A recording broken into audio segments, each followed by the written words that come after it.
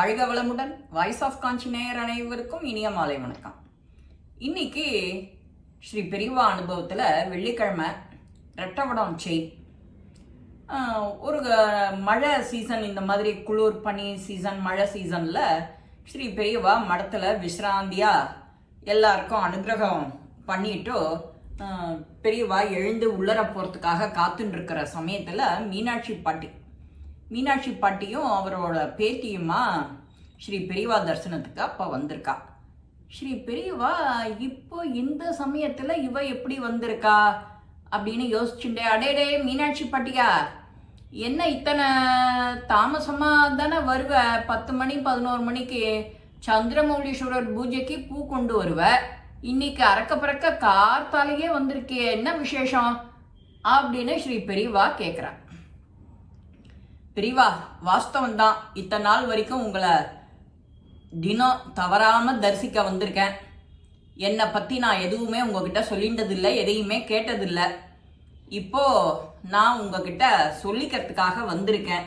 என்ன கேட்க வந்திருக்கேன் அப்படின்னா, இவ பக்கத்தில் நிற்கிறாளே, இவ என்னோட பேத்தி, பொன் வைத்து பேத்தி. இவளுக்கு கல்யாணத்துக்கு வந்திருக்கு. அவளுக்கு படிப்பு சுத்தமாக ஏறலை, 5ஆம் கிளாஸ் தான் படித்தா.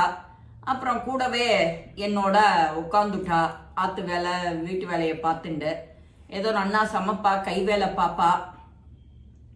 இவ அம்மாவுக்கு திடீர்னு ஒரு பிரச்சனை, மாரடைப்பில் அவளும் காலமாகி என்கிட்ட ஒப்படைச்சிட்டு போயிட்டா. அதுக்கும் முன்னாடியே இவளோட தோப்பனார் விட்டுட்டு போயிட்டார். இப்போ நான் தான் அவளை கரை சேர்க்க வேண்டிய நேரம். இப்போ நல்லதா ஒரு வரன் வந்திருக்கு பெரியவா. நம்ம ஊர் தான், காஞ்சிபுரம் தான். அவர் வாத்தியார், ரொம்ப நல்ல இடம், ரொம்ப நல்ல குணம், மாப்பிள்ளையும். அந்த அம்மா கண்டிஷனாக சொல்லிட்டா 8 பவுனில் ரெட்டவடம் செயின் போடணும்னு. என்கிட்ட இருக்கிற வருமானத்துக்கு நான் எங்கே பெரியவா அதுக்கு 8 பவுன் ரெட்டவடத்துக்கு நான் எங்கே போவேன்? ஏதோ என்னால் சிறுக சிறுக சேர்த்து கைக்கு வளையல் செஞ்சு வச்சுருக்கேன். மற்றபடி வேற ஒன்றும் இல்லை. ஏதோ ஒரு கல்யாணத்தை நடத்தி வச்சுடலாம், அதுக்கு கொஞ்சம் பணம் இருக்கு அப்படின்னு சொல்லி முடிக்கிறா. சரி, இதெல்லாம் கேட்டுட்டு பெரியவா உடனே கோபமாயிட்டா. என்ன நீ என்கிட்ட வந்து நகை கேட்குற? நான் எங்கேருந்து இதெல்லாம் போட முடியும்? எனக்கு அதுக்கெல்லாம் வசதி கிடையாதே அப்படின்னு சொல்லிட்டா. இல்லை பெரியவா, நீங்கன்னா நீங்கள் இல்லை, அபச்சாரம்னு சொல்லிட்டு நமஸ்காரம் பண்ணிட்டு, இல்லை உங்களை பார்க்க நிறைய பணக்கார பக்தாலாம் வருவா, நீங்கள் அவகிட்ட யார்கிட்டயான்னு கொஞ்சம் கையை காட்டி விடலாம் அப்படின்னு ஒன்று தான் தாமசம். பெரியவாளுக்கு திரும்ப கோபம் வந்துடுது. என்ன தைரியமாக நீ பேசுகிற? நான் யார்கிட்டையும் அந்த மாதிரி கேட்குற வழக்கம் கிடையாது, யார்கிட்டையும் நான் கேட்க மாட்டேன். உனக்கு வேணும்னா உனக்கு தகுந்த மாதிரி ஒரு வரனை பார்த்துக்கோ, 8 பவுன் கேட்காத வரனா பார்த்துக்கோ, அவ்வளவுதான் அப்படின்னு சொல்லிட்டு எழுந்து போறா. பெரியவா உள்ளர எழுந்து போகிறத பார்த்தோன்னே இந்த பாட்டிக்கு கொஞ்சம் மனசு கஷ்டமாயிடுது. பெரியவா, மன்னிச்சுக்கோங்க, நீங்கள் அந்த மாதிரி சொல்லப்படாது, நான் அந்த மாதிரிலாம் உங்ககிட்ட சொல்லலை பெரியவா, மன்னிச்சுக்கோங்க அப்படின்னா சரின்னு திரும்ப வந்து உக்காண்டு, இதுக்கெல்லாம் நான் ஒரு வழி சொல்கிறேன், கேட்குறியா அப்படின்றா பெரியவா.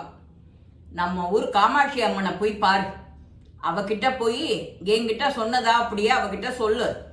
இதே மாதிரி 5 நாளைக்கு போ, 5 நாளைக்கு 5 பிரதட்சணம், 5 நமஸ்காரம், தினம் அர்ச்சனை, பூ வாங்கிட்டு போ, உனக்கு அனுகூலமாகும், காரிய சித்தியாகும் அப்படின்னு சொல்லி கையை ஒசத்தி ஆசீர்வாதம் பண்றா.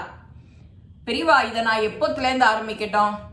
இப்பவே சுபசிய சீக்கிரம்னு சொல்லியிருக்க, சீக்கிரமே இப்பவே ஆரம்பிச்சிடும், இன்னைக்கு வெள்ளிக்கிழமை அப்படிங்கிறா. இந்த பதிவு கேட்கறதும் நம்மளுடைய பாக்கியம். வெள்ளிக்கிழமை புது வருஷம் தொடங்கியிருக்கு. காமாட்சி கோவிலை பார்க்க விறுவிறுன்னு பாட்டியும் பேத்தியுமா கிளம்பிட்டா. கிளம்பின உடனே பெரியவா சொன்ன மாதிரி ஸ்ரீ லலிதா சகஸ்ரநாமத்தில் பஞ்ச சந்தியோபச்சாரிணின்னு அம்பாளுக்கு ஒரு அர்த்தம், ஒரு பதம் வரும். அர்ச்சனையிலையும் வரும், சகஸ்ரநாமத்திலையும் வரும். அந்த மாதிரி அவளுக்கு 5 செஞ்சாக்க மனசு குளிர்ந்து போய் எல்லா அனுகிரக மழையும் உங்களுக்கு தான் கிடைக்கும் அப்படின்னு சொல்றாள் ஸ்ரீ பெரியவா. இதை வா 2 பேரும் கிளம்பி போயிட்டா. முத நாள் வெள்ளிக்கிழமை ஆரம்பிச்சிருக்கா. தொடர்ச்சியாக 5 நாளைக்கு செஞ்சாகணும். இதே மாதிரி எல்லாத்தையும் செஞ்சுட்டு வரா. சரி, இன்னைக்கு முடிச்சாச்சு. நாளைக்கு சனிக்கிழமை கார்த்தால பெரியவா தரிசனத்துக்கு வரா. சனி ஞாயிறு 2 நாளும் நல்ல மௌனம். இந்த மாதிரி வரிசையில் இருக்கிறவா பேசிக்கிறா. இன்னைக்கு பெரியவா வாயை திறந்து பேச மாட்டா, மௌனம்.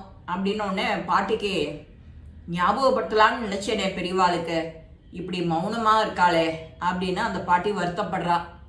இருந்தாலும் வரிசையில் வந்து நமஸ்காரம் பண்ணிவிட்டு கிளம்பி அடுத்த நாள் காமாட்சி கோயிலுக்கு ரெடி ஆயிட்டான்.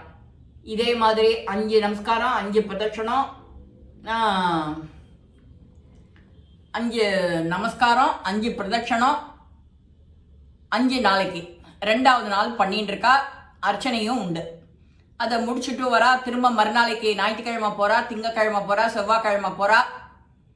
வெள்ளி, சனி, ஞாயிறு, திங்கள், செவ்வாய்க்கிழமை அவளோட 5வது நாள் பூர்த்தி ஆகுது. பாட்டிக்கு மனசுக்குள்ளற இது வரைக்கும் ஒண்ணுமே நமக்கு அனுகிரகம் ஆகலையே, காமாட்சியும் கை விட்டுட்டாளா அப்படிங்கிற மனசுல பதபதச்சுட்டே கோவிலுக்கு போயிட்டு திரும்ப எல்லாத்தையும் முடிச்சுட்டோ வரா. அந்த கோவில்ல 5வது நாளைக்கு போகும்போதே 4வது பிரதட்சணத்தும் போது அந்த பேத்திக்கு அந்த பேத்தி பேரும் காமாட்சி. பாட்டி அப்படின்னு கூப்பிட்டு அந்த பிரதட்சணம் பண்ணிட்டு இருக்கும் போதே அதை பூர்த்தி பண்ண விடாம ஒரு ரெட்டவடம் செயின் ஓரமா கிடக்கிறது. அதை எடுத்துட்டு வந்து பாட்டிக்கிட்ட காட்டுறா. அது கொஞ்சம் அருந்து போனது. காட்டின உடனே பாட்டி நமக்கு தான் காமாட்சி அருள் செஞ்சிருக்கா அப்படின்னுட்டு புடவை தலைப்புல இறுக்கி வச்சுன்னு விடுறா பாட்டி.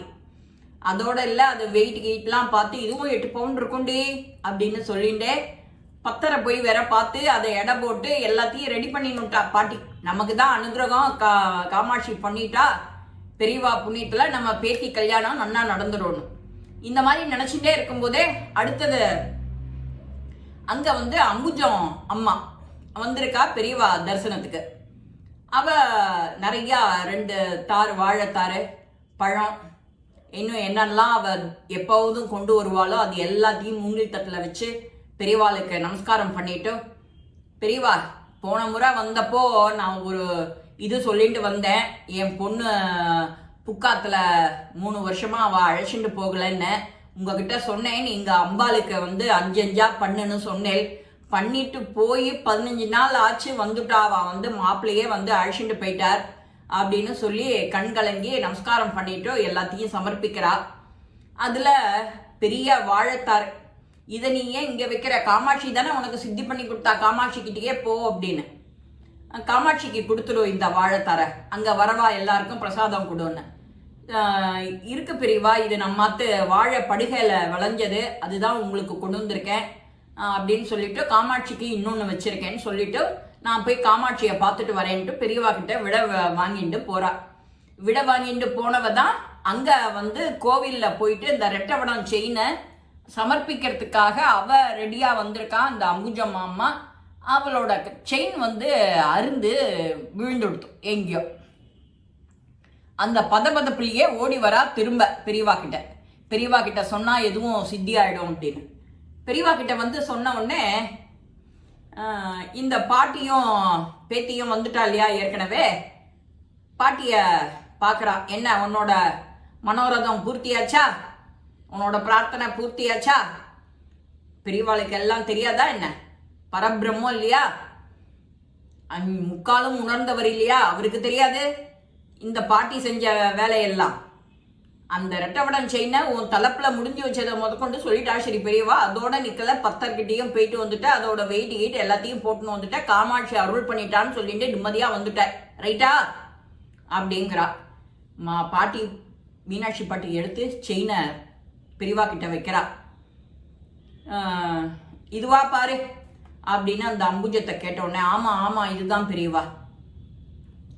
உடனே அந்த அம்புஜம் அம்மாக்கு நல்ல கொள்ளல. இந்த பாட்டிக்கிட்ட பாட்டியை வாரி அணைச்சிண்டு, எனக்கு நல்லது செஞ்சிருக்கேள் பாட்டி, உன் பொண்ணு கல்யாணத்துக்கு நானே 8 பவுன்ல ரெட்டவடம் செயின் இன்னைக்கு சாயங்காலமே உன்னையும் உன் பேத்தியையும் அழைச்சின்னு போய் வாங்கிட்டு வரேன், உன் கல்யாணத்துக்கும் பொருளுதவி தரேன் அப்படின்னு சொல்றா. பாட்டிக்கு ரொம்ப சந்தோஷமாயிடுது. சரின்னு இவ போய் முன்னாடி கோவில் உண்டியல்ல போட்டு சமர்ப்பிச்சுட்டு இவளை அழைச்சிட்டு போய் இதெல்லாத்தையும் வாங்கி கொடுக்குறா. பெரியவா சொல்றா, இதெல்லாத்தையும் காமாட்சியாவே அங்க உட்காந்து பார்த்துட்டு ரசிக்கிறாளாம். காமாட்சி தான் பெரியவா, பெரியவா தான் காமாட்சி.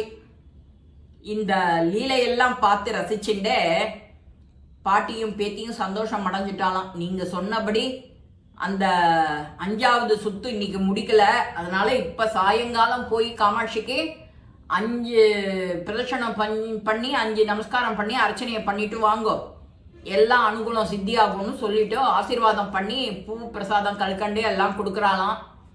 அம்புஜா அம்மாவுக்கும் இதே மாதிரி தன்னோட பொண்ணு புக்காத்துக்கு போய் சேர்ந்ததையும் அவளும் மன திருப்தியோட காமாட்சிக்கு வேண்டுதலை நிறைவேற்றிட்டோ இந்த பாட்டிக்கு தான் சொன்னதை செஞ்சுட்டோ. அந்த காலத்துல மனுஷா சொன்ன சொல்ல எப்படி காப்பாத்துறா பாருங்க. அதுதான் தெய்வ கடாட்சம்னு சொல்றது. யார் பொருளுக்கும் ஆசைப்படாம இருக்கிறது அது ரொம்ப ரொம்ப பெரிய விஷயம் இந்த கலிகாலத்துல.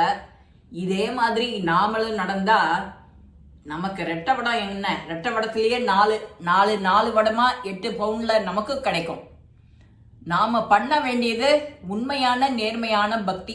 பஞ்சசங்கியோபசாரின் ஏ நமஹ அப்படின்னு நாமளும் எந்த கோயிலுக்கு போனாலும், அகிலாண்டேஸ்வரி போனாலும், காமாட்சி போனாலும், மீனாட்சி போனாலும் 5 பிரதட்சணம் 5 நமஸ்காரம் 5 முறை 5 நாளைக்கு இதை செஞ்சுட்டு வந்தோம்னா நமக்கும் எல்லாம் சித்தியாகும். இந்த புது வருஷத்துல இந்த மாதிரி பதிவு உங்க எல்லாருக்குமே பிடிச்சிருக்கும். லைக் பண்ணுங்க, ஷேர் பண்ணுங்க, பெல் பட்டனை கிளிக் பண்ணுங்க, சப்ஸ்கிரைப் பண்ணுங்க, கமெண்ட்ஸ் பாக்ஸ்ல கமெண்ட்ஸ் போடுங்க.